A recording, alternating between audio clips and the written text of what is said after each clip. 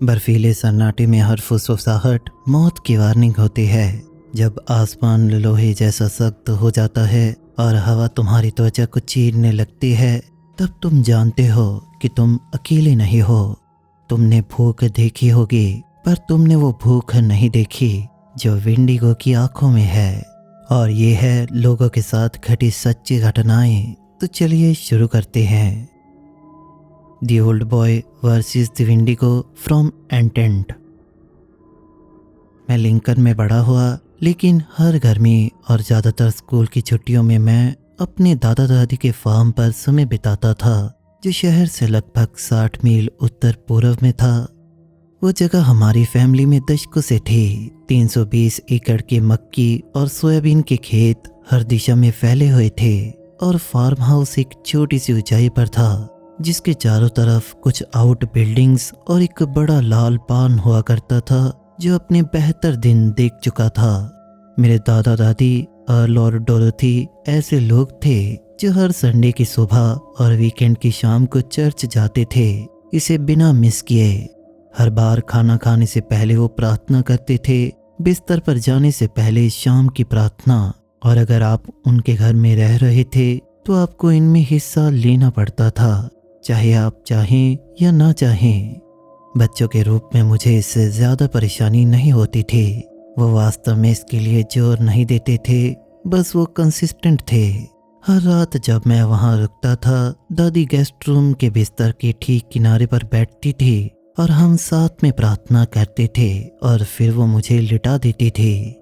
करीबी पड़ोसी कंकड़ों वाली रोड के साथ लगभग 2 मील दूर था, और करीबी शहर 15 मील दूर था, जिसमें शायद 800 लोग रहते थे।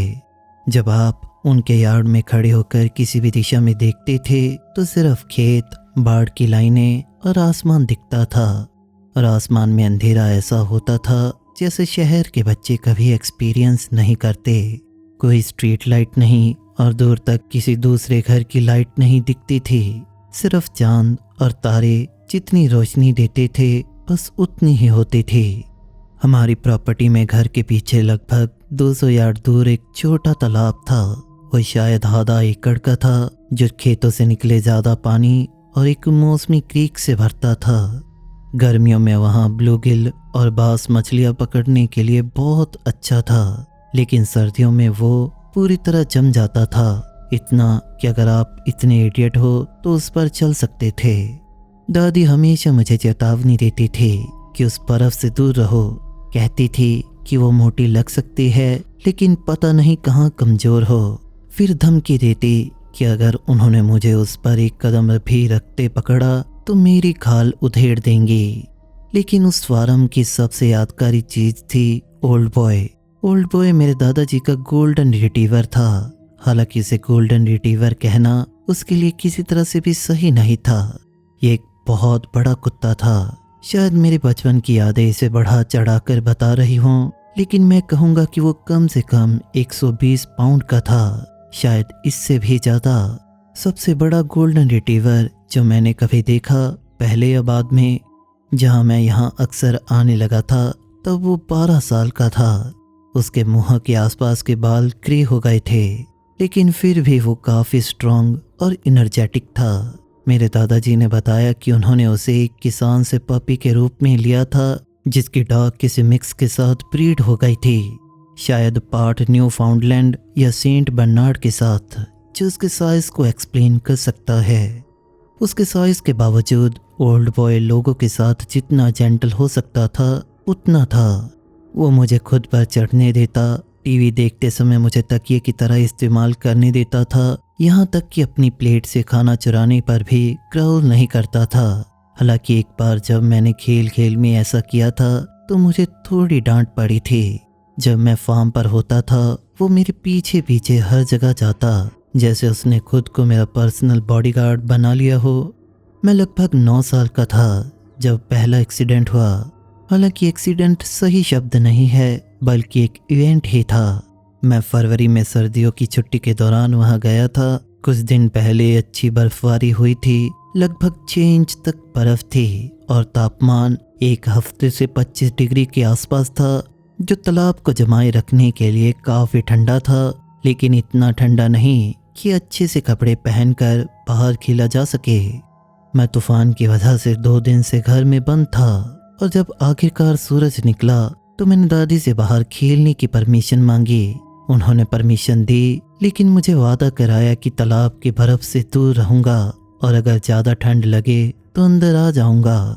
मैंने अपना कोट और दस्ताने पहने और ओल्ड बॉय मेरे साथ तेज चलते हुए बाहर निकल गया। हम घर और बार्न के बीच यार्ड में फैच खेल रहे थे। ओल्ड बॉय बर्फ में भी स्टिक्स और टेनिस बॉल के पीछे भाग रहा था। अपनी उस उम्र में भी वो काफ़ी अच्छा दौड़ता था, हालांकि पहले की तुलना में जल्दी हाँफने लगा था।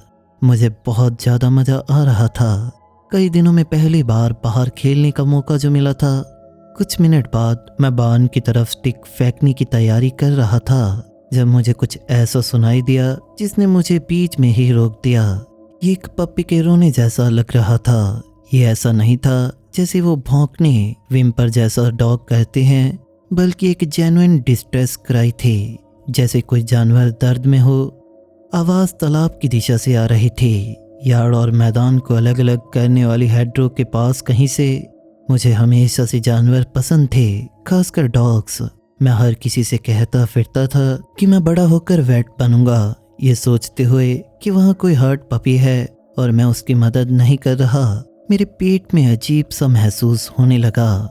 मुझे याद है मैंने कहा, कम ऑन ऑल बॉय, और जो स्टिक हाथ में थी उसे गिराकर उस आवाज़ की तरफ चल पड़ा, सोचते हुए कि कोई पपी जिसे शायद हमारी मदद चाहिए वहाँ होगा। ओल्ड बॉय हमारी गेम से पूरा खुश दिखाई दे रहा था, लेकिन जैसे ही मैंने हेड्रो की तरफ बढ़ा उसका बर्ताव पूरी तरह से बदल गया। उसके कान आगे को हो गए, पूंछ हिलनी बंद हो गई और उसने अपनी छाती में एक लो रंबल शुरू कर दी। मैंने उसे पहले कभी ऐसा करते नहीं सुना था। जैसे जैसे हम झाड़ियों के करीब पहुंचे, रोने की आवाज़ आ रही थी। ये बिल्कुल एक छोटे डॉग की आवाज़ की जैसी लग रही थी। शायद वो किसी चीज़ में फंसा या वो इंजर हो गया था। मैं हेड्रो से शायद 30 यार्ड दूर था जब ओल्ड बॉय अचानक मेरे आगे दौड़ा, लेकिन जैसे मैंने उम्मीद की थी वो आवाज़ की तरफ जाएगा, अपने बड़े से शरीर से मुझे पीछे धक्का देना शुरू कर दिया। ये बिल्कुल गुस्से में नहीं था, बल्कि धीमे से था, जैसे वो मुझे उस दिशा से, उन झाड़ियों से दूर जाने को कह रहा हो। पूरे समय वो गुर्राता रहा। ये मेरी तरफ नहीं लग रही थी, बल्कि रोने की आवाज़ की दिशा में थी। शायद उसे अपनी प्रॉपर्टी पर किसी अजीब डॉग की, पपी हो या ना हो, आवाज़ पसंद नहीं आई थी। तुम्हें क्या हुआ है? मैंने कंफ्यूज और परेशान होकर पूछा। वहाँ अभी भी एक पपी रो रहा है और यहाँ ओल्ड बॉय मुझे मदद करने से रोक रहा था। मैंने उसके पास से गुजरने की कोशिश की, लेकिन उस समय वो मुझसे बड़ा था और मुझे उन झाड़ियों से दूर ले जाने पर लगा हुआ था। हर बार जब मैं तालाब की तरफ कदम बढ़ाता वो मुझे ब्लॉक करके पीछे धक्का देता। उसके गुर्राने की आवाज़ और गहरी और तेज होती जा रही थी। फिर से मैंने उसे कभी ऐसा बिहेव करते नहीं देखा था। आमतौर पर वो बस सबसे शांत डॉग होता था जिसकी आप कल्पना कर सकते हैं, लेकिन अब वो किसी चीज़ को लेकर पूरी तरह से परेशान लग रहा था। रोने की आवाज़ 1 मिनट या उससे ज़्यादा तक जारी रही, फिर अचानक बंद हो गई। ओल्ड बॉय ने कुछ सेकंड और गुर्राया और फिर वो थोड़ा रिलैक्स हुआ, हालांकि वो मेरे और झाड़ियों के बीच अपनी पोजीशन पर रहा। ठीक है, मैंने कहा, हम घर वापस चलते हैं। मैं दादाजी को लाऊंगा, वो पपी को चेक कर लेंगे। घर की तरफ चलते समय ओल्ड बॉय मेरे बहुत करीब रहा, कभी कभी पीछे मुड़कर तालाब की तरफ देखता। पूरी वापसी में वो हल्की आवाज़ में गुर्राता रहा, जैसे किसी को चेतावनी दे रहा हो कि दूर रहो। मैं सामने के दरवाजे का हैंडल पकड़ने ही वाला था कि मैंने एक आखिरी बार तालाब की तरफ देखने का फैसला किया, सोचते हुए कि शायद दूर से पपी को देख लूं और दादाजी को बता पाऊं। लेकिन जो मैंने वहां देखा उसने मुझे लगभग डरा के सफ़ेद कर दिया। वहां हेड्रो के पास तालाब के उस हिस्से में कुछ हिल रहा था जहां हम पहले जा रहे थे। पहली नज़र में लगा कोई इंसान था, लेकिन उसकी मूवमेंट में कुछ बहुत गलत था। वो अपने हाथों और घुटनों पर रेंग रहा था, लेकिन किसी इंजर या फंसे हुए किसी के लिए बहुत ज़्यादा तेज और कोऑर्डिनेटेड था। जैसे मैंने देखा उसने अपना सिर उठाया और मैं उसे साफ देख सका। वो एक आदमी जैसा लग रहा था, लेकिन बहुत ज्यादा पतला और अननेचुरल और काफी अनहेल्थी। उसकी स्किन इतनी पेल थी कि वो लगभग सफेद दिख रही थी। वो जमीन पर बर्फ के लगभग सेम कलर की थी। वो इतने ठंडे तापमान पर भी वहां पूरी तरह से नंगा था। वो चीज ठीक उसी जगह पर घूमती रही जहां से रोने की आवाज आ रही थी। कुछ खोजने की कोशिश कर रही थी या शायद वहां से आ रही किसी तरह की गंध को फॉलो कर रही थी। उसकी मूवमेंट अजीब थी, बहुत स्मूथ और क्विक, जैसे वो अपने चारों पर चलने में कंफर्टेबल हो। मैंने वहीं पर चिल्लाया, जिसने शायद आधे घंटे को जगा दिया होगा, और घर के अंदर भाग गया, हांफते और पूरे शरीर से कांपते हुए। दादी किचन से दौड़ती हुई आई, पूछते हुए क्या हुआ, लेकिन शायद मैं बोल ही नहीं पा रहा था। तालाब पर एक नंगा आदमी है, मैं आखिरकार सांस लेते हुए बीच में बोल पाया। मेरे दादाजी ने अपना कोट और बूट पहने और शॉटगन लेकर बाहर देखने गए। वो शायद 15 मिनट बाद एक ग्रिम एक्सप्रेशन के साथ लौटे। किसी को नहीं देखा, उन्होंने कहा, लेकिन उनकी टोन से लग रहा था कि उन्होंने कुछ देखा था। उस उम्र में भी मैं बता सकता था, वहाँ ट्रैक्स थे। उन्होंने बस इतना ही कहा। बाद में बड़ा होने के बाद जब मैंने उनसे इस इवेंट के बारे में पूछा तो उन्होंने माना कि उन्होंने एक आदमी के हाथ और पैरों के निशान वहां देखे थे, जैसे कोई असल में हाथों और पैरों पर रेंग रहा हो। ये अजीब ट्रैक जो साइज के लिए जितने होने चाहिए थे उससे काफी बड़े थे, जैसे मैंने तब डिस्क्राइब किया था। उस रात उन्होंने मेरी माँ को फोन किया कि मुझे जल्दी लेने आए। कहा कि मुझे डर लग रहा था और मैं उनके साथ घर पर ज्यादा कंफर्टेबल रहूंगा। मुझे नहीं लगता कि उन्हें सच में किसी नंगे आदमी होने पर यकीन किया था, लेकिन टैक्स ने उन्हें इतना हिला दिया था कि वो नहीं चाहते थे कि मैं एक और रात वहां रुकूं, कि मैं वहां सेफ नहीं था। उस इवेंट के लगभग 1 साल बाद मैं लंबे वीकेंड के लिए फार्म पर वापस आया। मुझे किसी तरह का फ्लू हो गया था और बुखार था, लेकिन मेरी माँ ने पहले से प्लान बना लिए थे और दादी ने कहा वो मेरा ख्याल रख लेंगी। मैंने पहला दिन ज़्यादातर गेस्ट रूम के बेड पर बिताया, पूरे शरीर में दर्द और अजीब सा महसूस करते हुए। शाम तक मेरा बुखार बढ़ गया था और बाहर ठंडे मौसम के बावजूद मैं पूरी तरह जल रहा था। गेस्ट रूम की खिड़की साइड यार्ड की तरफ थी और मैंने उसे कुछ इंच खोल दिया ताकि ठंडी हवा अंदर आ सके। दादी ने मुझे एस्प्रिन दी थी और मैं रात के 9 बजे के आसपास सो गया था। ओल्ड बॉय उस रात बाहर था, जो अच्छे मौसम में नॉर्मल था। दादाजी डिनर के बाद उसे बाहर छोड़ देते थे ताकि वो घूमे और अपना बिजनेस करे। वो आमतौर पर बेड टाइम तक बाहर रहता जब तक बारिश ना हो या ठंड ना हो। मैं आधी रात के बाद अचानक उठा। खिड़की के ठीक बाहर घर की दीवार पर किसी चीज के खुरचने की आवाज से ये ऐसे लग रहा था जैसे फिंगर नेल्स या क्लॉज लकड़ी की साइडिंग पर खींचे जा रहे हों, लेकिन ऐसा तो हो नहीं सकता था। मैं बुखार के साथ बिस्तर पर उठकर बैठा और उस खिड़की को घूरने लगा। ये खरोचने की आवाज शायद 30 सेकंड तक चली होगी, फिर रुक गई। मैं सुन सकता था कि बाहर कुछ मूव कर रहा था। घर की चारों तरफ कंकड़ों में पैरों के चलने की आवाज आ रही थी। फिर मैंने हल्की सी विस्परिंग सुनी। मैं वर्ड समझ नहीं सका, लेकिन ये डेफिनेटली ह्यूमन स्पीच थी या कुछ जो ह्यूमन जैसा साउंड करने की कोशिश कर रहा था, लेकिन इसकी आवाज गलत थी, जैसे कोई ऐसे मुंह से बोल रहा हो जो वर्ड्स बनाने के लिए शेप ना हो। मैं डरा हुआ था, लेकिन क्यूरियस भी था। मेरा एक हिस्सा खिड़की से बाहर देखना चाहता था कि सच में क्या साउंड कर रहा था, लेकिन बुखार से मैं बुरा फील कर रहा था और मुझे डर भी था कि मैं क्या देखूंगा या वो मुझे देख लेगा।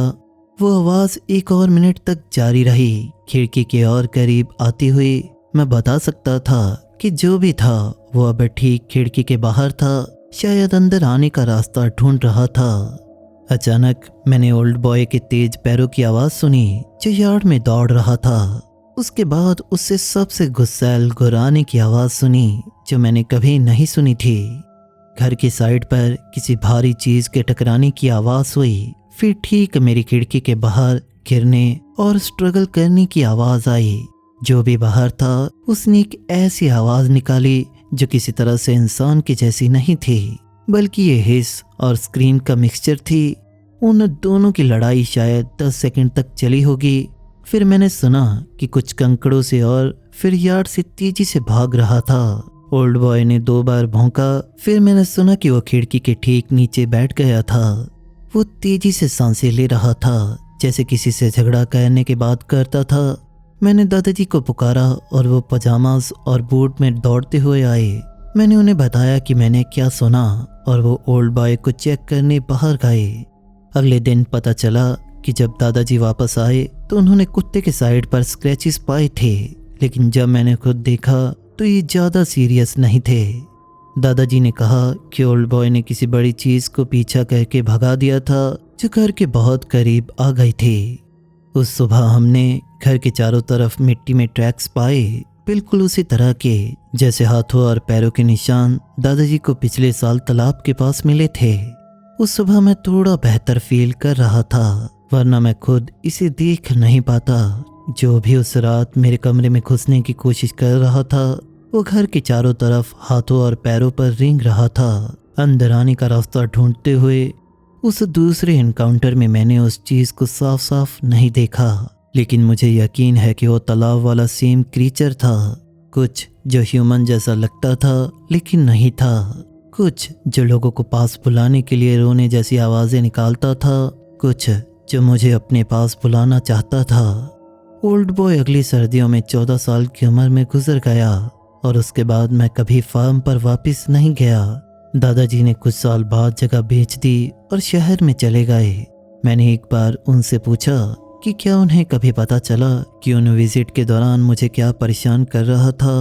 उन्होंने बस कहा कि उन्हें नहीं पता और वे सच में नहीं जानते। मुझे नहीं लगता कि उस इलाके में किसी को पता है कि वो क्या चीज़ थी, लेकिन मैं ओल्ड बॉय का शुक्रगुजार हूँ जिसने शायद 2 अलग अलग मौक़ों पर मेरी जान बचाई थी।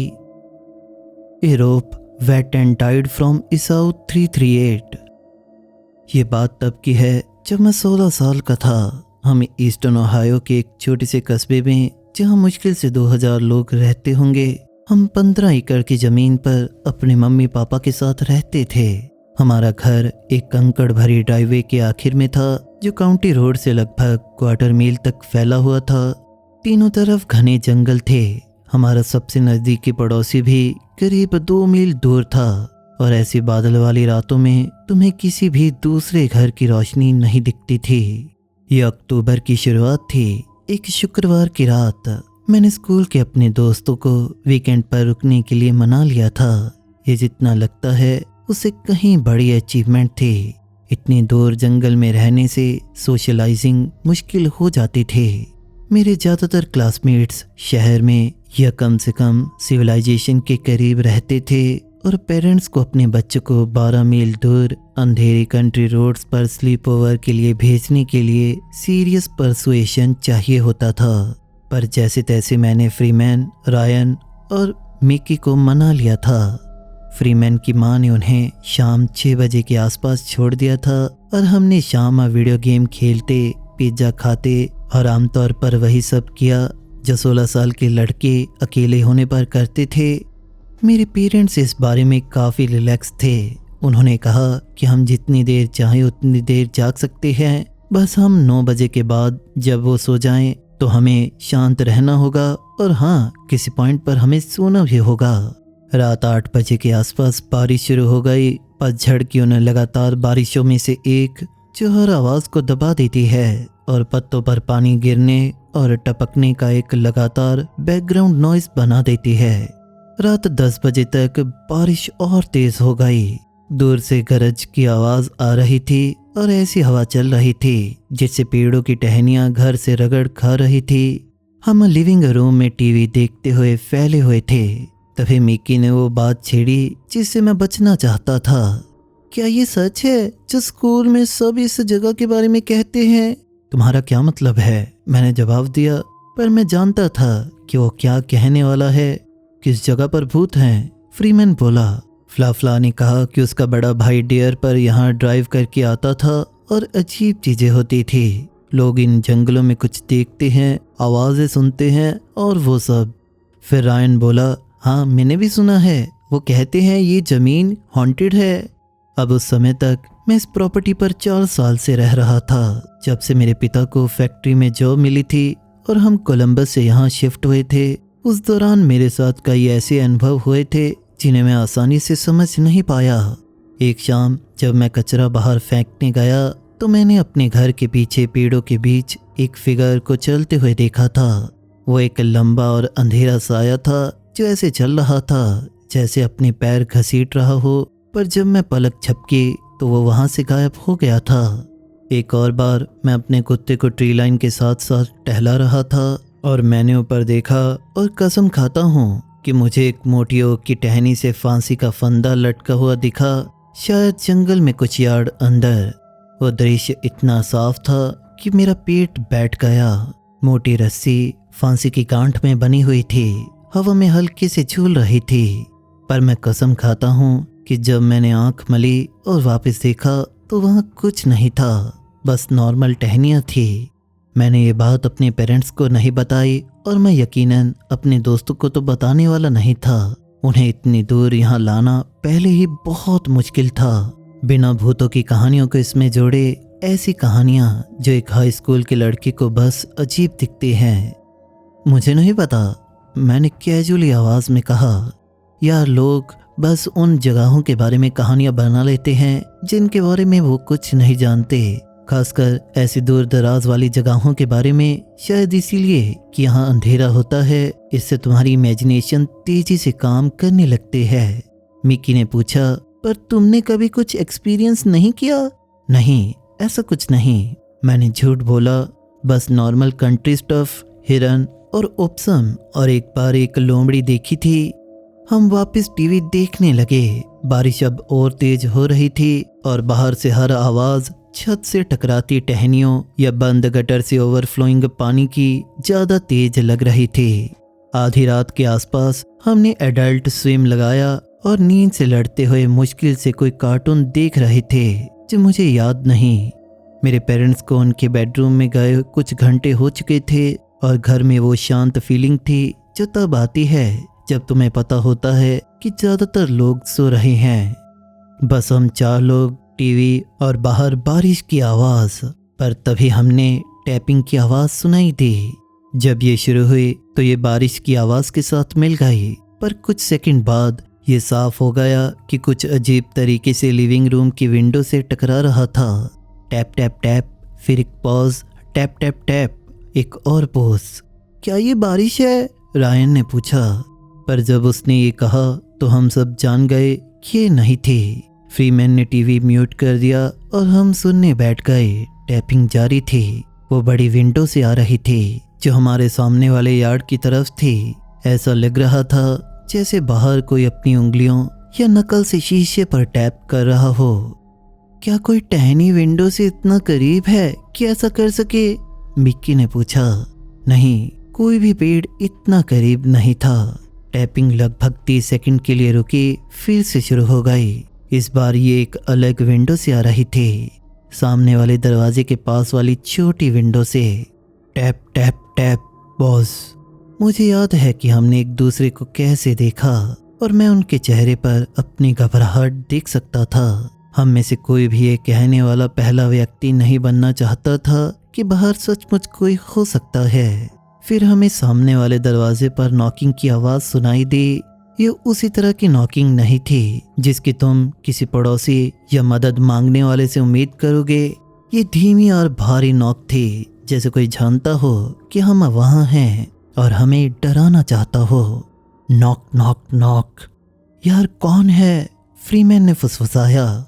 मैं देखना नहीं चाहता था, पर मैं मेजबान था और ये मेरा घर था, इसीलिए मुझे लगा कि मुझे कुछ करना होगा। सामने वाला दरवाज़ा वहाँ से लगभग 10 फीट दूर था जहाँ हम बैठे थे, और उसके बगल में एक विंडो थी जो हमारे सामने के पोर्च को देखती थी। इधर आओ, मैंने उन्हें इशारा करते हुए कहा। हम सब चलते हैं और हम देखेंगे कि कौन है। हम रेंग कर विंडो की तरफ गए और मैंने बाहर झांकने के लिए मिनी ब्लाइंड्स की एक स्लेट को धीरे से खींचा। पोर्च लाइट अभी भी जल रही थी, पर बारिश काफी तेज थी। विजिबिलिटी काफ़ी लिमिटेड थी। शुरुआत में मुझे कुछ नहीं दिखा, फिर जैसे इशारा मिलते ही एक बिजली चमकी। एक स्प्लिट सेकंड के लिए पूरा सामने का यार्ड साफ काले और सफ़ेद में रोशन हो गया। हमारे सामने के पोर्च पर खड़ा था, दरवाजे से शायद 6 फीट दूर, एक लंबा आदमी जिसने पुराने काम वाले कपड़े पहने हुए थे, गहरी पैंट, हल्के रंग की शर्ट और सस्पेंडर्स। वो बारिश से पूरी तरह भीगा हुआ था। उसके बाल उसके सिर से चिपके हुए थे। वो अपने पीछे कुछ घसीट भी रहा था, कुछ ऐसा जो रस्सी जैसा दिख रहा था। जब बिजली की चमक फीकी पड़ी और मेरी आंखें धुंधली पोर्च लाइट के साथ तालमेल बिठा पाई, तो मैंने उसे ज्यादा साफ देख सका। वो आदमी बहुत लंबा था। अगर मुझे गैस करना हो तो शायद 6 या 6.5 फीट का एक दुबला पतला चेहरा और गहरी धंसी हुई आंखों वाला। वो जो रस्सी घसीट रहा था वो मोटी थी और उसका एक सिरे पर एक फांसी का फंदा बना हुआ था। हम चारों ने उसे एक ही समय देखा। हम सब एक साथ विंडो से पीछे हटे और मैंने मिकी को गला घोटकर सांसें लेते हुए सुना, क्या तुम लोगों ने देखा? रायन ने फुसफुसाना शुरू किया और फ्रीमैन ने उसके लिए पूरा किया, फंदा। हाँ, मैंने देखा। नॉकिंग फिर से शुरू हुई, पहले से ज्यादा आक्रामक। Knock knock knock. सेट के बीच में पॉज कम था। मुझे पैनिक होने लगा। मुझे लगता है हम सब पैनिक हो गए। ये कोई भटका हुआ पड़ोसी नहीं था, ना ही ये कोई कार की परेशानी वाला आदमी था। ये कुछ गलत था, कुछ ऐसा जिसे आधी रात को फांसी का फंदा घसीटते हुए हमारे पोर्च पर नहीं होना चाहिए था। मुझे अपने पेरेंट्स को जगाना होगा, मैंने कहा। मैं घर के पीछे उनके बेडरूम की तरफ भागा और वो मेरे पीछे आए। मैंने दरवाजे का नॉब घुमाकर देखा, वो हिला नहीं, इसीलिए मैंने दोनों मुट्ठियों से उनके दरवाजे को पीटना शुरू कर दिया। माँ, पापा, जागो, दरवाजे पर कोई है। फ्रीमैन तो दरवाजे के नीचे किक भी मार रहा था, जबकि रायन और मिकी मेरे पेरेंट्स को जगाने के लिए चिल्ला रहे थे। हमने मरे हुए को जगाने लायक शोर मचाया था, पर उस कमरे के अंदर से कोई जवाब नहीं आया। मैंने दरवाजे का हैंडल फिर से ट्राई किया, पर वो हिल ही नहीं रहा था। ऐसा महसूस हुआ जैसे वो सिर्फ लॉक नहीं था, बल्कि किसी ने उसे पकड़ रखा हो। पर हमारे घर के अंदरूनी दरवाजों पर लॉक नहीं थे, और हमारे पेरेंट्स ऐसा क्यों करेंगे? घंटों तक अपने कमरे में शांत रहने के बाद इस तरह दरवाजे को पकड़कर क्यों रखेंगे?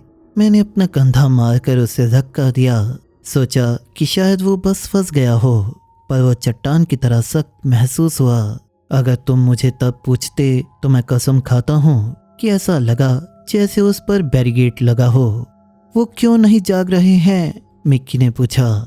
इससे पहले कि मैं जवाब दे पाता, हमें घर के सामने से एक जोरदार धमाका सुनाई दिया। सामने का दरवाजा जोर से खुल गया और दीवारों से जा टकराया। अब हमें बाहर की गरजती हुई हवा और बारिश की आवाज सुनाई दे रही थी, जो लिविंग रूम में बह रही थी। हम हॉलवे में जम गए, घर के सामने की तरफ घूर रहे थे। दरवाजे से हम खुले सामने के दरवाजे को देख रहे थे, जिसमें बारिश अंदर आ रही थी और पर्दे हवा में फड़फड़ा रहे थे, पर उस लंबे आदमी का नहीं उस रस्सी का कोई निशान था। हमें दरवाजा बंद करना होगा, फ्रीमैन ने फुसफुसाया। हमने एक दूसरे को देखा, पर यह साफ था कि मेजबान होने के नाते ये काम मेरा था। सामने वाला दरवाजा अब लगभग 25 फीट दूर था, लिविंग रूम के पार, और हर कदम मुझे उसके करीब ले जाता, जो भी हमारे पोर्च पर खड़ा था।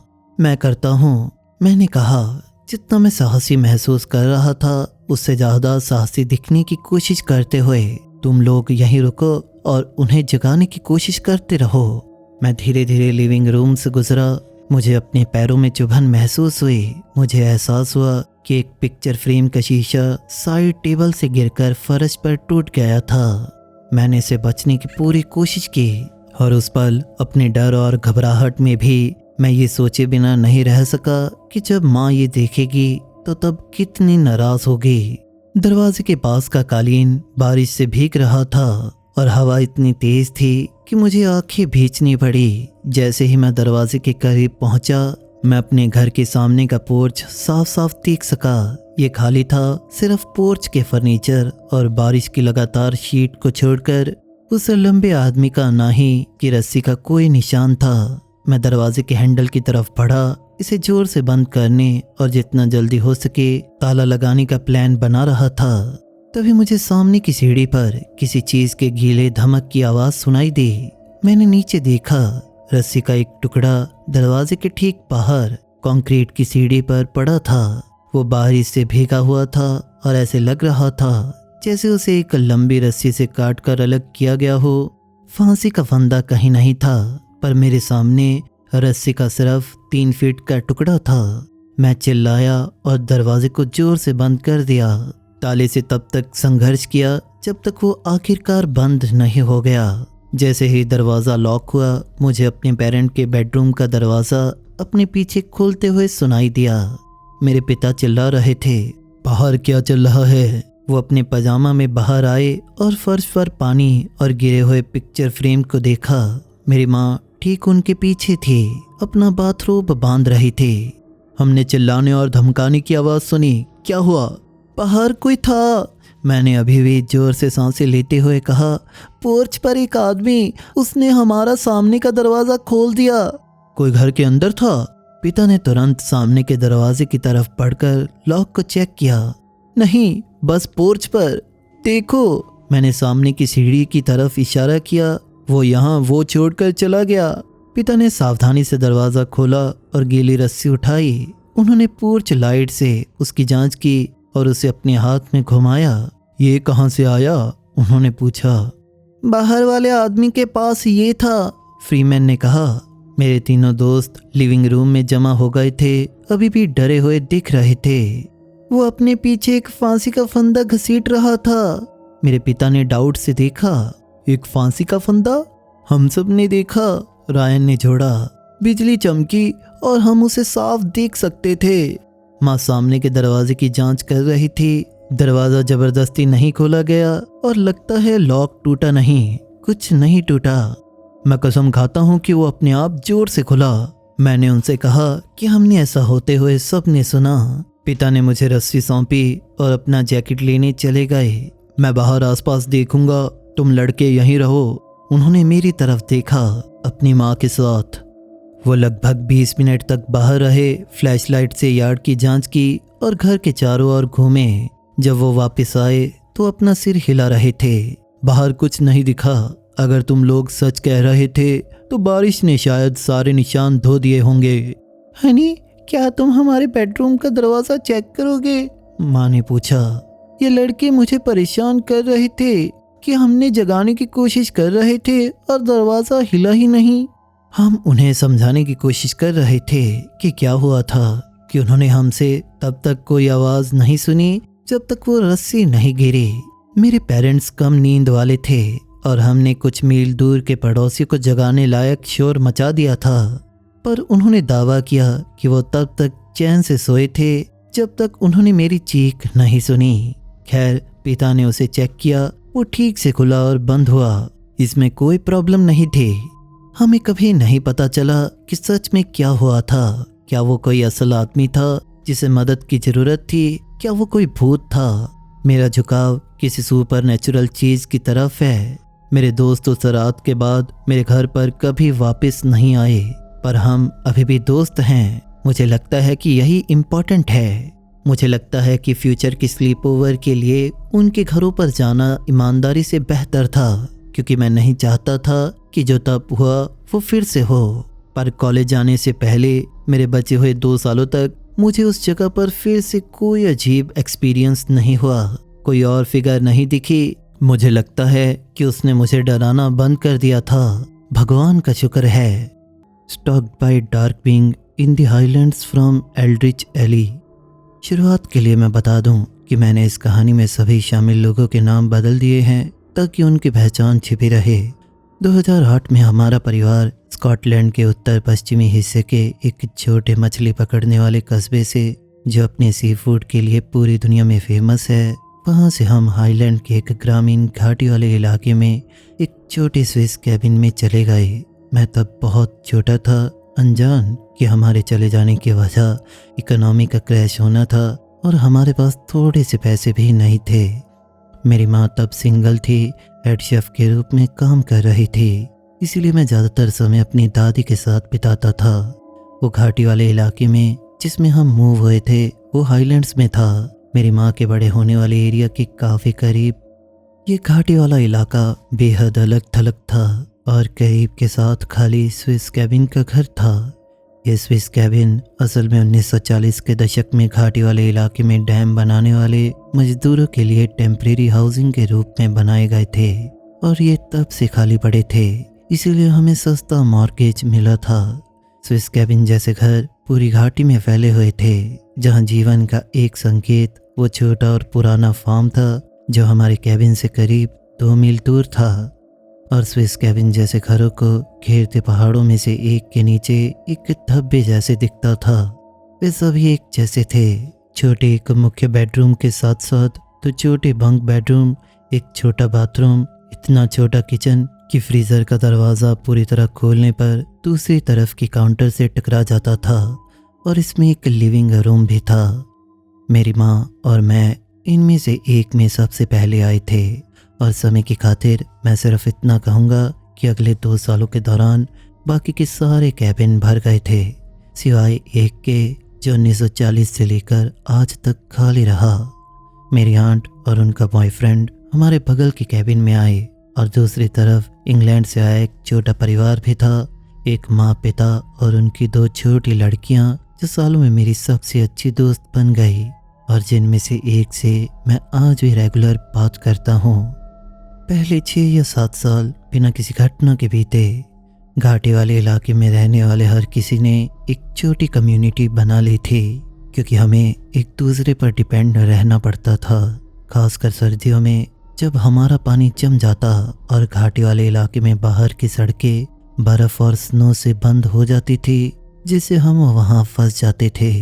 इसीलिए पड़ोसी को जानना और पॉसिबल हो तो मदद करना जरूरी था, भले ही वो 30 मिनट की बर्फीली पहाड़ी चढ़ाई और जंगल में रहते हों।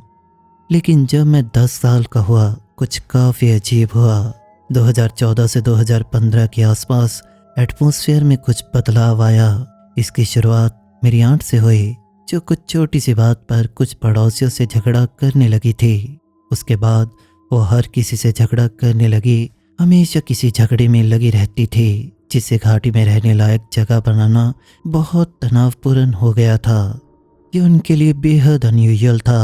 वो हमेशा कमरे में सबसे चुलबुली दोस्ताना इंसान रहती थी और मेरी सबसे अच्छी दोस्तों में से एक थी। मेरी माँ, उनका नया पार्टनर और मैं हर किसी से संपर्क में थे और इसमें कोई समस्या भी नहीं थी, लेकिन फिर भी वहाँ रहना बहुत मुश्किल था। और तभी वहाँ पर कुछ अजीब होना शुरू हुआ। पहली घटना तब हुई जब मैं एक रात बिस्तर में था और मेरी माँ को मेरे पिता का फ़ोन आया, जो कभी हमारी ज़िंदगी में नहीं थे लेकिन फिर भी मुझसे प्यार करते थे। वो आइल्स ऑफ पारस से थे, एक छोटी स्कॉटिश द्वीप, और कभी घाटी वाले इलाके में नहीं आए थे। फिर भी उन्होंने आधी रात में मेरी माँ को फ़ोन किया, जो पहला अजीब संकेत था। वो कभी फ़ोन नहीं करते थे। मुझे कुछ साल बाद पता चला कि फ़ोन पर क्या बात हुई थी, लेकिन इसका शॉर्ट वर्जन ये था कि मेरे पापा को घाटी वाले इलाके के बारे में एक पूरा सपना आया था, जिसमें वो पहाड़ी के ऊपर थे, नीचे घाटी में देखते हुए जहां हमारा कैबिन था। उन्होंने कुछ चट्टानों के पीछे छिपे हुए किसी को देखा, जो मुझे स्कूल के बाद सड़क पर चलते देख रहा था।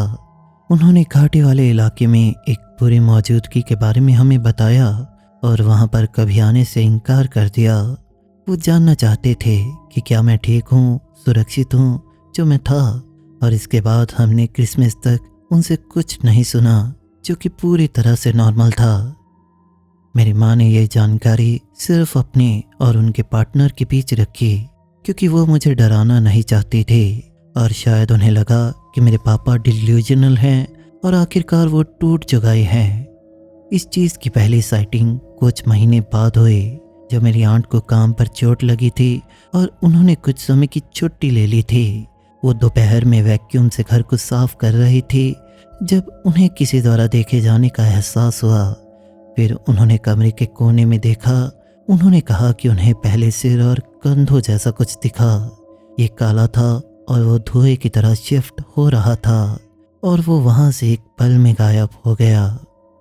जब उन्होंने मेरी माँ को बताया, मेरी माँ ने उनकी बात को किसी तरह से भी नहीं माना और कहा कि शायद जो वो चोट की वजह से दर्द रोकने की दवा ले रही थी, उसकी वजह से वो ऐसा देख रही थी जो रियल में नहीं था। मेरी माँ के बारे में एक बात ये है कि वो सुपर नेचुरल चीज़ों में विश्वास करने वाली नहीं है। वो प्रैक्टिकल, कड़ी मेहनत करने वाली काउंटी पर्सन थी जो चीज़ों को एक्सप्लेन करने में विश्वास करती थी। मेरी आंट, उनकी बहन, वैसी ही थी, लेकिन जो भी उन्होंने उस दिन देखा उसने उन्हें सच में हिला दिया। अगले 6 महीनों के दौरान तब किसी को पता नहीं था कि मेरी आंट को इन शैडो पर्सन्स के विजन सता रहे थे। उन्होंने किसी एक इंसान को भी इसके बारे में नहीं बताया, यहाँ तक कि अपने बॉयफ्रेंड को भी नहीं। और ईमानदारी से कहूँ, उसके बाद से वो मानसिक रूप से कमज़ोर होती चली गई। एक दिन मेरी माँ की गर्लफ्रेंड, जिसे हम कैटरीना कहेंगे, काम से घर लौट रही थी। वो हमारे घर पर रुकी और जिसे उन्होंने मेरी आंट समझा और वेव की, क्योंकि मेरी आंट के वरांडा पर किसी को तेजी से चलते देखा था, लेकिन उस व्यक्ति ने वापस वेव नहीं की। वो वैसे ही तेजी से दौड़ता रहा, इससे पहले कि वरांडा से उतर गया और आंट के घर की साइड की ओर चला गया, जैसे वो वहाँ कुछ ढूंढ रहा था। मेरी माँ की दोस्त कैटरीना अच्छी दूरी पर थी, इसीलिए कोई ठीक डिटेल्स नहीं देख सकी, लेकिन उन्होंने एक्सप्लेन किया कि वो व्यक्ति पूरी तरह काले कपड़ों में था और उसके चलने का तरीका बहुत अजीब था। नेचुरली वो चिंतित हुई और आंट को फ़ोन करने गई कि क्या कोई विजिटर उनके घर पर आने वाला है। जब उन्होंने फिर देखा तो जो भी वो चीज़ थी वो गायब हो चुकी थी। बेशक मेरी आंट इससे बहुत परेशान हुई कि पिछले 6 महीनों से जिन विजन्स का वो सामना कर रही थी, उन्हें किसी और ने भी देख लिया था। ये सब उनके दिमाग में नहीं था। अगला पर्सन जिसने कुछ रिपोर्ट किया, वो पर्सन मेरी माँ थी, जो अभी भी उन पहले की साइटिंग्स की नॉर्मल एक्सप्लेनेशन को पकड़े हुए थी। वो मानती नहीं थी कि आंट और कैटरीना ने कुछ पैरानॉर्मल देखा था। नहीं, वो इस बात को लेकर कन्विंस्ड थी कि इसकी कोई रीजनेबल एक्सप्लेनेशन हो सकती है। एक सुबह काफ़ी जल्दी की बात थी और वो काम जाने के लिए कार की ओर चली। जब सर्दियों का समय था और उन्हें अपनी कार से बर्फ़ साफ करनी पड़ी। आखिरकार जब वो आखिरी खिड़की पर पहुंची और उन्होंने वो साफ की, तो उन्होंने अपनी रिफ्लेक्शन में खुद को और किसी दूसरे पर्सन को उनके पीछे खड़ा देखा। उनकी पहली रिएक्शन थी कि वो मेरी आंट होगी, जो बर्फ से पैरों की आवाज़ दबाकर उनके पीछे आ गई होगी। एक इम्पॉर्टेंट नोट ये है कि मेरी आंट हमेशा बड़े पफर जैकेट पहनती थी। वो अक्सर होठों पर करके रखती थी क्योंकि उन्हें हमेशा ठंड लगती थी। और मेरी माँ के पीछे की रिफ्लेक्शन एक काले सिर और कंधों जैसी लग रही थी, बिना चेहरे के, जैसे वो हुड से ढकी हो। मेरी माँ इसे देखकर उछली, लेकिन फिर उन्होंने फिगर को ग्रीट किया। हेलो डियरी, ये एक नाम था जो एक दूसरे के लिए इस्तेमाल करती थी। तुमने मुझे डरा दिया। मेरी माँ मुड़ी और कोई वहाँ पर नहीं था। उनके अलावा वहाँ पर कोई पैरों के निशान भी नहीं थे। चारों ओर कोई साइन ही नहीं था कि उनके अलावा वहाँ पर कोई था। मुझे लगता है यही वो पल था जब मेरी माँ को एहसास हुआ कि जो भी हो रहा है कि उसे इतनी आसानी से एक्सप्लेन किया नहीं जा सकता। बेशक मुझे डराने के लिए ना चाहते हुए मेरी माँ ने ये सब मुझसे छिपा कर रखा। मेरी दादी को जल्द ही हमारे गार्डन में एक छोटे कारवां में शिफ्ट कर दिया गया ताकि मेरी और अगले दरवाजे के 2 दोस्तों की देखभाल कर सकें और सुनिश्चित कर सकें कि हम सब स्कूल के बाद समय पर घर पहुंच जाएं, क्योंकि मेरी माँ और उनका पार्टनर हमेशा काम पर रहते थे। मुझे तब पता नहीं था, लेकिन सोचने पर मुझे लगता है कि ये सब इन साइटिंग से जुड़ा था। इस कहानी के ज़्यादा डरावने पहलू पर जाने से पहले एक इम्पॉर्टेंट साइड नोट ये है कि जब हमारा कैबिन हम चुन रहे थे, मेरी दादी मेरी माँ और आंट के साथ गई थी। मेरी दादी ने किसी कारण से जोर देकर कहा कि जो कैबिन मेरी आंट का बना, जो हमेशा से खाली पड़ा रहा, जिसका मैंने पहले जिक्र किया, और जो इंग्लिश फैमिली का कैबिन था, उन तीनों को ना चुने। वो इसके लिए बहुत जिद्दी थी। कहती थी कि उन तीनों से उन्हें खास तरह की बुरी फीलिंग आ रही थी। ये बात कहना उनके लिए अजीब बात थी क्योंकि वो आउटर हीज से आई थी और किसी सुपरस्टिशन को वो समय नहीं देती थी। बेशक मेरी आंट ने उनकी एक नहीं सुनी और वो चेतावनी वाले कैबिन में शिफ्ट हो गई। मेरी दादी कभी मेरी आंट के घर में रात नहीं रुकी, भले ही क्रिसमस के दौरान क्यों ना हो। वो जोर देती कि सभी फैमिली इवेंट्स मेरी माँ के कैबिन में ही हों, एकमात्र जगह जहाँ उन्हें शांति महसूस होती थी। एनीवेज, जैसे मैंने कहा, अगला हिस्सा मेरे लिए खास तौर पर परेशान करने वाला था। मैंने इंग्लिश फैमिली का जिक्र किया था और यहीं उनकी कहानी का हिस्सा आता है। सीन को समझने के लिए उनकी माँ का नाम था सारा, पिता का नाम था वॉट और 2 लड़कियों को एलिस और आयला कहते थे। वो हमारी तरह ही बहुत करीब थे और अनफॉर्चुनेटली उनकी माँ और पिता के चिल्लाने और झगड़े की आवाज़ हमेशा हमें सुनाई देती थी। वॉट बिल्कुल टिपिकल कैंपिंग बियर पीने वाला फॉरेस्ट लवर था जो मदर नेचर और पोट नूडल्स के सिवाय किसी चीज़ में विश्वास नहीं करता था। इसलिए जब वो अचानक अंधेरे से डरने लगा और हर आवाज़ पर उछलने लगा तो ये सबके लिए चिंता की बात थी। उसने अपने अनुभवों के बारे में कभी कुछ नहीं कहा जब तक कि उसकी बड़ी बेटी आयला, जो करीब 14 या 15 साल की थी, दोपहर के बीच में चीखने लगी। आयला ने अपने कुत्तों को हल्का होने के लिए बाहर छोड़ा और वेरांडा पर खड़ी रही ताकि वो अपना काम ख़त्म कर ले और वो उन्हें अंदर बुला ले। इंतज़ार करते हुए उसने देखा कि कोई उनकी कारों के बीच ड्राइववे पर चल रहा था। उसने सोचा कि शायद मैं आया हूँ उनके घर पर विजिट करने के लिए, जैसे मैं रोज़ करता था, या कोई दूसरा पड़ोसी होगा। लेकिन जैसे जैसे वो उसे देखती रही, उसे एहसास हुआ कि ये पर्सन दोनों कारों के बीच चल रहा था, हर खिड़की में झांकते और कार के अंदर देखते हुए, जैसे अंदर कुछ ढूंढने की कोशिश कर रहा हो। वो इस व्यक्ति को बुलाने वाली थी, ये जानने के लिए कि वो क्या चाहता है, लेकिन वो उसके करीब आने पर रुक गई। उसने बाद में बताया कि ये चीज़ एक काली ह्यूमनॉइड शेप की थी, लेकिन मेरी आंट या माँ की इस चीज़ की एक्सप्लेनेशन की जैसे मोटी या चौड़ी नहीं थी, बल्कि ये बेहद पतली थी। उसने डरते हुए देखा कि वह ज़मीन पर गिर गया और कारों के नीचे रेंगने लगा। उसे नहीं पता वो क्या चाहता था या क्या कर रहा था, वो बस चीखने लगी। मुझे उसके चीखने की आवाज़ आज भी याद है। मैं उनके साथ वाले घर के गार्डन में खेल रहा था और मुझसे कुछ मीटर दूर ये सब हो रहा था और मैं इस डरावनी घटना से पूरी तरह से अनजान था। मैंने कभी इस शैडो बीइंग को खुद नहीं देखा, एक बार भी नहीं। मेरे साथ जुड़ी एक लौती साइटिंग वॉट की थी। वो एक दिन घर पर काम से लौट रहा था और जब उसने मेन रोड से घाटी वाले इलाके में बेसन में नीचे देखा, वहाँ से वो घाटी वाले इलाके के गहरे हिस्से में जाती सड़क का हिस्सा देख सकता था। वही सड़क जिस पर मैं स्कूल बस उतरने के बाद रोज चलता था। जैसे ही वो मेन रोड से मिट्टी की सड़क की तरफ मुड़ा तो उसने मुझे थोड़ी दूर आगे देखा। मैं अपने रोज़ाना रूट पर चलते हुए जा रहा था और मेरे पीछे एक काली फिगर धीरे धीरे मुझे फॉलो कर रही थी। ये काफ़ी दूरी बनाए हुए थी, लेकिन फिर भी ये मेरा पीछा कर रही थी। वॉट ने एक्सीलरेटर दबाया और जब मेरे पास पहुंचा तो उसने मुझे लिफ्ट ऑफर की घर तक पहुंचने की। बेशक तब उन्होंने मुझे कुछ भी नहीं बताया क्योंकि इससे मैं काफ़ी डर जाता। उस रात उन्होंने मेरी माँ को फ़ोन किया। इस पूरी घटना के बारे में उन्होंने डिटेल के साथ बताया और इसके साथ ही सबसे परेशान करने वाली बात भी बताई कि जब उन्होंने मुझे घर पर पहुंचाया और अपने ड्राइववे में पार्क किया तो उन्होंने उसी फिगर को फिर से देखा जो मेरे गार्डन के गेट के बाहर खड़ी थी और वो बहुत लंबी देर तक वहाँ खड़ी रही और 1 इंच भी नहीं हिली। कुछ पलों में वो फिर पलक झपकते ही गायब हो गई। घाटी में तनाव के बावजूद जो मेरी आंट के झगड़ों से पैदा हुआ था, हर किसी ने कभी न कभी इस चीज़ की अपनी साइटिंग का खुलासा किया। कुछ ने इसे लंबा और पतला बताया, दूसरों ने चौड़ा और मोटा, लेकिन एक बात सभी की साइटिंग में कॉमन रही थी कि ये हमेशा किसी को देख रही थी या कुछ ढूंढ रही थी।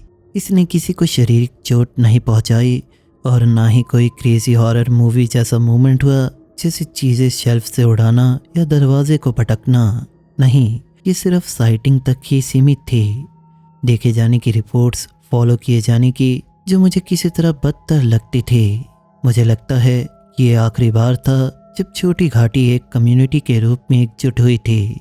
उसके बाद हम सब अपनी अलग अलग जिंदगियों में लौट गए, और अगर कोई फिर कुछ देखता तो खुद में रखता, और आखिरकार इसने इसके साथ जीना सिखा दिया था, बजाय इससे डरने या इस पर सवाल करने के। ये पुरानी जमीन थी, ढेर सारे प्राचीन खून और इतिहास यहाँ पर हुआ था, और आखिर में शायद हम ही उस चीज़ को परेशान कर रहे थे जो भी वो थी। उसके ज़मीन पर रहकर मैंने कभी कोई शैडो फिगर खुद नहीं देखी, जैसा मैंने पहले कहा, और मैं इसके लिए आभारी हूँ। लेकिन घाटी में कुछ जगहें ऐसी थी जहाँ तुम वाकई अकेला महसूस ना करते, और कभी कभी मुझे फीलिंग आती कि कोई मुझे पीछे से देख रहा है। मैं हाल ही में 2022 में कुछ फैमिली इश्यूज़ की वजह से वहाँ गया, मेरी आंट के साथ, और कुछ लूपहोल्स जो उन्होंने बुने थे। मॉर्गेज ख़त्म होने पर उन्होंने हमारे घर पर कब्जा कर लिया था, जो सुविधाजनक रूप से ठीक तब हुआ जब मेरी दादी गुजर गई। एकमात्र पर्सन जो मेरी माँ और आंट के बीच वर्बल एग्रीमेंट थी, लेकिन इस सिचुएशन के लीगल डिटेल्स में मैं नहीं जाऊंगा। मैं जल्दी किसका हो जाऊंगा, और मैं करीब 3 साल से घाटी में वापस नहीं गया। फिर भी अक्सर सोचता हूँ मेरी आंट के अकेले वहाँ रहने के बारे में, हमारी खाली कैबिन जैसे घर के बगल के बारे में, और उन चीज़ों के बारे में जो करीब 10 साल तक हमें दिखती रही थी। बस सोचता हूँ कि क्या उन शैडोज़ का हाथ था मेरी आंट के अचानक बिहेवियर में बदलाव में? क्या मेरे पापा का फ़ोन एक चेतावनी थी? और सबसे ज़्यादा, क्या लोगों की ज़िंदगियाँ बिखरने लगी जब वो चीज़ें उन्हें दिखने लगी थी? और वो क्या चाहती थी? अगर किसी को पता हो कि हम क्या देख रहे थे तो कृपया कमेंट्स में बताएं। मैं शैडो पीपल पर रिसर्च कर रहा हूँ, लेकिन जो मुझे मिल रहा है वो सिर्फ स्लीप पैरालिसिस की जानकारी है, और हम निश्चित रूप से सोए हुए नहीं थे। The haunting of our family from Mari. मैं 32 साल की औरत हूँ, और मैं हमेशा से उन चीज़ों के प्रति थोड़ी ज़्यादा संवेदनशील रही हूँ जिन्हें मैं ठीक से एक्सप्लेन ना कर सकूँ। मैंने कभी इन एक्सपीरियंस को ढूंढा नहीं, कभी ऐसी चीज़ें देखने की कोशिश नहीं की जो वहाँ ना हो। मैंने बस इसके साथ जिया है। ज़्यादातर समय मैं इन चीज़ों को लेकर स्पेक्टिकल रही हूँ। मैंने हमेशा अजीब घटनाओं के लिए पॉसिबल एक्सप्लेनेशन ढूंढने की कोशिश की है, लेकिन मैं आपको शुरुआत में ले जाना चाहती हूँ। मैं एक छोटे उत्तरी यूरोपियन देश में रहती हूँ, जहाँ लोग खास तौर पर धार्मिक या अंधविश्वासी नहीं हैं। हाँ, जंगल में आत्माओं के बारे में कुछ पुरानी मान्यताएं हैं, लेकिन मेरे परिवार ने कभी उस पर ज़्यादा भरोसा नहीं किया। मेरे परिवार के पास एक जंगल और पुराने घर वाला एक ज़मीन का टुकड़ा है। ये कई पीढ़ियों से हमारे परिवार का ही है। मेरे परदादा ने इसे 1900 के शुरुआती दिनों में बनवाया था। मेरी दादी वहीं पैदा हुई और बड़ी हुई। मेरी माँ ने अपना बचपन वहीं बिताया, और मैंने भी। जितना मुझे अभी तक याद है कि मुझे उस घर में हमेशा थोड़ी बेचैनी महसूस होती रही है। जब भी मैं वहाँ रुकती थी, मुझे बहुत ज़्यादा बुरे सपने आते थे। इन बुरे सपनों में से हमेशा एक खास सपना रहा है जो मुझे बार बार आता रहा है, और मुझे अक्सर काफ़ी ज़्यादा सताता है। सपने में एक काली फिगर खेत के पार घर की ओर आती हुई चल रही होती है। वो रुक जाती है और बस खिड़कियों में घूरती है। अब अजीब बात ये थी, किसी तरह मुझे हमेशा से इस चीज़ का पता होता कि अगर सपने में इस फिगर को देखो तो छिपना पड़ता है। वो तुम्हें नहीं देख सकती, और तुम्हें कभी इसका चेहरा नहीं देखना चाहिए। मुझे नहीं पता मैं इस बारे में कैसे जानती हूँ, लेकिन हर सपने में यही होता था।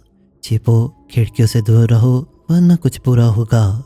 जैसे जैसे मैं बड़ी हुई, मैंने उस पुराने घर में कम से कम समय बिताना शुरू कर दिया, लेकिन भले ही मेरे अपने अपार्टमेंट में उस घर से दूर सपने फिर भी आते रहे।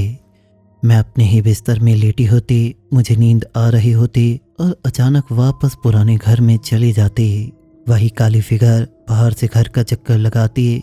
वैसे ही खिड़कियों में झांकते हुए मैं आज भी ये समझ नहीं सकी कि ये इतना असली क्यों लगता है, और क्यों ये मेरे साथ बार बार होता है। मुझे सिर्फ इतना पता है कि डर की वो फीलिंग कभी पूरी तरह से नहीं जाती। मेरी दादी के गुजरने के बाद मेरी माँ ने उस घर को संभाला। उन्होंने इसे रिनोवेट किया, ज़्यादा आरामदायक बनाने की कोशिश की ताकि मेरी बेटी और मैं वहाँ ज़्यादा समय बिताना चाहें। लेकिन भले ही उन्होंने वहाँ पर जो भी किया था, मैं वहाँ रहना नहीं चाहती थी। वहीं दूसरी तरफ मेरे पति कंट्री साइड से प्यार करते हैं। वो वहाँ ज़्यादा जाते हैं और कई बार अकेले भी रहे हैं। वैसे मैं कहूँगी कि वो मुझसे ज़्यादा संवेदनशील हैं। एक बार गर्म वसंत के दिनों में उन्होंने फैसला किया कि वो मेरी बेटी के साथ वहाँ जाएंगे। जब वो वहाँ पहुँचे तो उन्हें एहसास हुआ कि मेरी माँ ने स्पेयर की उसके सामान्य स्थान पर नहीं छोड़ी थी। उन्होंने मेरी माँ को फ़ोन किया कि अंदर कैसे जाएं। माँ ने उन्हें कहा पेंट्री की खिड़की आमतौर पर आसानी से निकल जाती है और वो उसी से अंदर जा सकते हैं। उन्होंने ऐसे अंदर जाने की कोशिश की लेकिन खिड़की बिल्कुल भी हिली नहीं। मेरे पापा ने उसके सामने कुछ चीज़ें रख दी थी, इसीलिए वो खुली नहीं और मेरे पति को दूसरा रास्ता ढूंढना पड़ा। उस घर में 2 एंट्रेंस थी और जो मेन दरवाज़ा था उसके बगल में 2 छोटी खिड़कियां थी। उनमें से अंदर चढ़ा नहीं जा सकता था, लेकिन अंदर पहुंचकर लोग घुमाया जा सकता था। मेरे पति ने बिल्कुल वैसा ही किया। इसके बाद उन्होंने अपने कपड़े बदले और फिर बाहर खेलने चले गए। लेकिन ज़्यादा देर बीती नहीं थी कि मेरे पति को लगने लगा कि जैसे उन्हें कोई देख रहा है, और वो एहसास काफ़ी देर वहाँ रहने के बाद भी नहीं गया, बल्कि ये समय के बीतने के साथ बदतर होता गया। उन्हें लगने लगा कि अब उन्हें जाना चाहिए, जैसे उन्हें वहाँ पर होना नहीं चाहिए। ये अजीब डर उनके अंदर बस गया। इसी के साथ में उनके मन में आया कि वहाँ पर अगर अंधेरा हो गया तो ये उनके लिए सबसे बुरा होगा। दोपहर 4:30 बजे तक उन्होंने फैसला किया कि उनसे अब और सहन नहीं होगा। इसके बाद वो मेरी 2.5 साल की बेटी के साथ अंदर गए। उन्होंने अपने कपड़े बदले और मेन दरवाजे से बाहर निकल गए। ठीक उसी पल उन्हें एक काली फिगर को दरवाजे से फिसलते देखा। वो इससे चौंक गए और काफ़ी बेचैन हो गए, लेकिन उन्होंने कुछ नहीं कहा। उसी पल हमारी बेटी, जिसे वो गोद में लिए थे, उसने उंगली से ठीक वही जगह दिखाई जहां फिगर अभी हिली थी और कहा, डैडी वो आदमी कौन है? मेरे पति ने सारी हिम्मत जुटाई और काली फिगर के पीछे चले गए, ये सोचते हुए कि शायद ये कोई अजनबी होगा, बुरी नियत वाला। आखिर ये जंगल के बीच में था, कोई स्थायी पड़ोसी नहीं था और सबसे करीबी घर भी 2 किलोमीटर से ज़्यादा दूर था। ऐसी जगह पर जहाँ पुराने घर ज़्यादातर खाली पड़े रहते हैं, चोरी करने वालों के लिए परफेक्ट आसान टारगेट होते हैं। उन्होंने घर के चारों ओर 2 बार दौड़ लगाई और प्रॉपर्टी की बाकी सारी बिल्डिंग्स की भी जांच की, लेकिन उनके सिवाय कोई और वहाँ नहीं था। वो काली फिगर बहुत तेज गायब हो गई। अगर इंसान होते तो मेरे पति उसे देख लेते। इसी के साथ वहाँ पर पूरी प्रॉपर्टी पर एक मेटल फेंस लगी थी, जिसके ऊपर चढ़ा नहीं जा सकता था, और फिगर उसी दिशा में गई थी जहां वो फेंस के पीछे फंस जाती। इसके बाद मेरे पति ने दरवाज़ा लॉक किया, बेटी को गोद में लेकर कार की ओर दौड़े और बिना पीछा देखे शहर की ओर चले आए। उस दिन से जब भी वो पुराने घर जाते हैं, उन्हें भी मेरे जैसी बेचैनी होती रहती है। इस सब को लेकर मेरे पास अपनी थ्योरी है। मुझे लगता है वो शायद मेरे परदादा हैं। वो मेरे जन्म से पहले गुजर गए थे, इसीलिए हम दोनों कभी उनसे नहीं मिले थे। लेकिन मुझे लगता है कि वो अभी भी उस जमीन और घर को प्रोटेक्ट कर रहे हैं, और शायद मेरे पति का खिड़की तोड़कर अंदर घुसना उन्हें गुस्सा दिला देने के लिए काफ़ी था। मैंने मेरे पति को बताया कि अगली बार वो वहाँ जब जाएं तो पहले ग्रीटिंग से शुरू करें, जैसे वो मेरे परदादा से बात कर रहे हों कि वो परिवार का हिस्सा ही हैं, वहीं के हैं और उन्हें देखने की ज़रूरत नहीं है। लेकिन मुझे विश्वास नहीं है कि मेरे सपनों की वो फिगर मेरे परदादा हैं। मुझे लगता है कि ये कुछ बहुत ज़्यादा डार्क है। इस जमीन ने युद्ध और हिंसा देखी है, विदेशी आक्रमण और अन्य खून खराबे। इसीलिए कौन जानता है कि वहाँ कैसी दुर्भावना वाली आत्मा फंसी होगी। किसी कारण से हमारी बेटी के पास मेरे पति को और ज़्यादा डराने का तरीका है। उस इनकाउंटर के बाद वो कभी अकेले उस घर में नहीं गए। वो सिर्फ अकेले वहाँ जाते हैं जब मेरे माता पिता वहाँ पर होते हैं। लेकिन जब भी वो शहर वापस ड्राइव करने का समय आता है तो उन्हें मेरी बेटी के साथ अकेले ही जाना पड़ता है।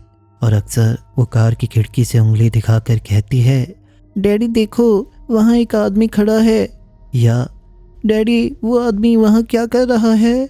मेरे पति हमेशा पूछते हैं कि वो क्या बात कर रही है, और वो शांत और साफ तरीके से कहती है कि पेड़ों में एक आदमी खड़ा है और वो सड़क के दूसरी तरफ एक और है। वो हमेशा चीज़ों को दोबारा चेक करते हैं, ये सुनिश्चित करने के लिए कि ये कोई लाइट की ट्रिक या रिफ्लेक्शन तो नहीं।